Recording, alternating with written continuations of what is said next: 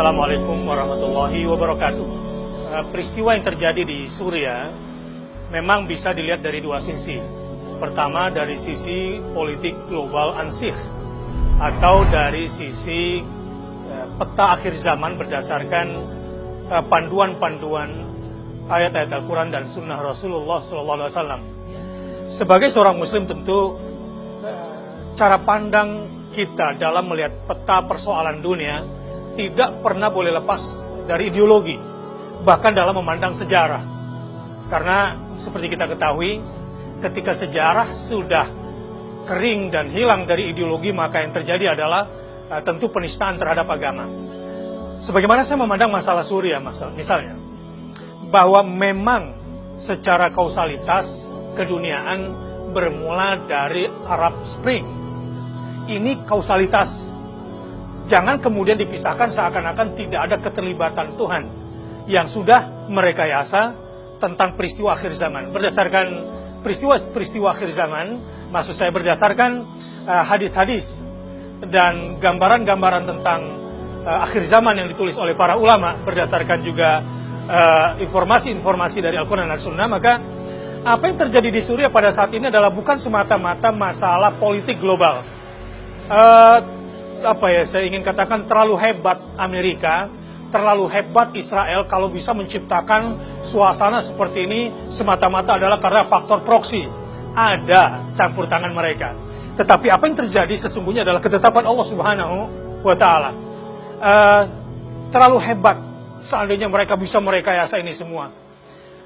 Bahkan Al-Qaeda yang konon katanya mereka yang buat, tapi mereka pada akhirnya tidak bisa mengendalikan, atau ISIS yang mereka katanya buat tapi pada akhirnya tidak bisa mengendalikan.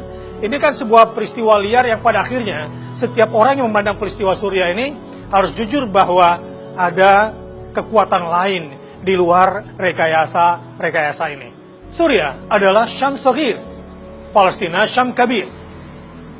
Syam kecil adalah Suriah, Watin, bumi tin. Syam Kabir adalah Palestina, Wazaitun, bumi zaitun. Dan disinilah nanti pertarungan akhir zamannya, Armageddon, Al-Malhamah, Al-Kubra. Apa yang terjadi di dunia ini? Tentu jangan menganggap terlalu bodoh orang-orang yang berhijrah ke sana. Jangan terlalu menyederhanakan persoalan bahwa mujahidin itu seakan-akan orang yang bodoh dan tidak punya pengetahuan. Tidak. Justru banyak orang yang pintar tapi keblinger, orang pintar ngerti agama tapi takut berjihad, kemudian melintir cara menafsirkan persoalan seperti ini. Memang dibutuhkan bukan cuma kejernihan berpikir, tetapi kebesaran nyali untuk bisa melihat persoalan ini. Ini adalah permulaan akhir zaman. Jadi terlalu tolol buat saya kalau saya melihat persoalan ini semata-mata proksi adalah manusia mereka yang ini. Iya, tetapi ingat, wa makaru wa makarallah wallahu khairul makirin. Orang-orang yang berjihad di bumi Suriah bukanlah orang yang sebodoh kita kira. Mereka para ulama, dibimbing oleh ulama. Bahkan kalau boleh kami katakan, orang yang paling mengerti tentang Suriah adalah orang Suriah itu sendiri. Dan yang paling jernih melihat persoalan ini adalah ulama Suriah. Katakanlah ulama mereka yang terkemuka, Syekh Qurayyim Rajih misalnya, atau ketua ulama Rabita Ulama Syam misalnya, Usama Ar-Rifai. Mereka orang-orang yang berada di dalam, dilahirkan di dalam Suriah, melihat persoalan berdasarkan nusus syar'iyyah. Sampai di sini saya ingin mengatakan ini bukan sekedar proksi. Lalu selanjutnya, apa yang harus kita lakukan menyikapi persoalan-persoalan yang ada di Suriah ini? Man lam yahtamma bi amril muslimin falaysa minhum. Sudut pandang politik saya, sudut pandang militer saya, sudut pandang ekonomi saya melihat peristiwa Suriah nggak akan pernah mau saya lepaskan dari nusus syariah. Barang siapa yang tidak memperhatikan persoalan umat Islam, dia bukan umat Islam dan bukan bagian daripada umat Islam. Karenanya, tidak memperhatikan persoalan umat Islam yang sekarang sedang dibombardir di sana oleh aliansi komunis dunia. Ada komunis Rusia, ada komunis Cina, ada komunis Korea Selatan, ada komunis Vietnam. Ini adalah sebuah aliansi komunis dunia yang belum saya dengar barangkali komunis Kuba. Wallahu a'lam bishawab. Apa yang terjadi di Suriah sekarang adalah aliansi Syiah dunia ada Syiah Iran, ada Syiah Irak, ada Syiah Yaman, dan didukung juga bukan cuma oleh tenaga. Selain Syiah Lebanon, didukung juga dengan dana yang kuat oleh Syiah Kuwait dan Syiah Bahrain. Dan kedua kekuatan besar ini bersama-sama bersatu antara Syiah dengan semua aliansinya dan komunis dengan semua aliansi, dan mereka memang cocok memborbardir Suriah. Siapa yang dibantai? Atas nama ISIS. Mereka membantai umat Islam di sana.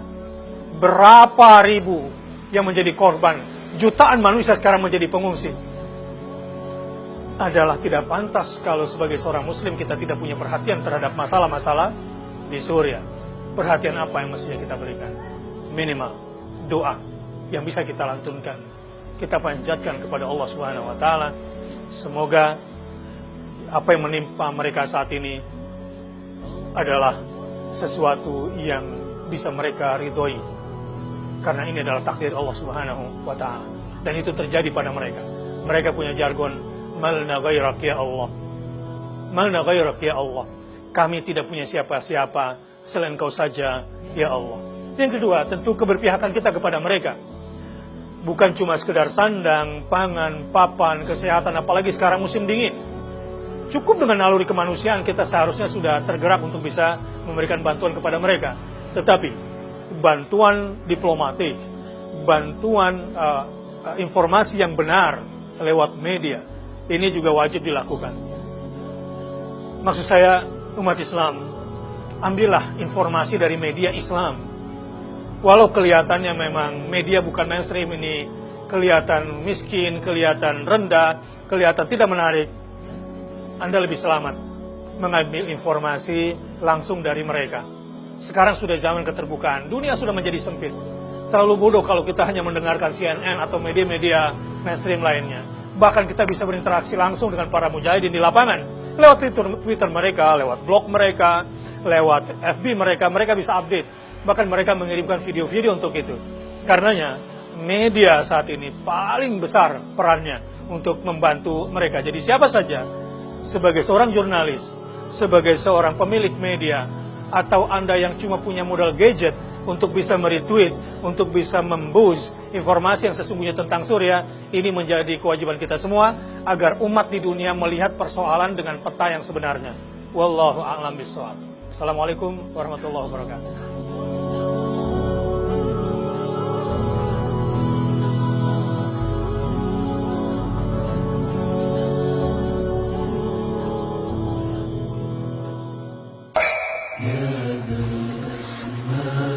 الحسنى يا خالقنا غفرانا نسألك وأنت الأسمى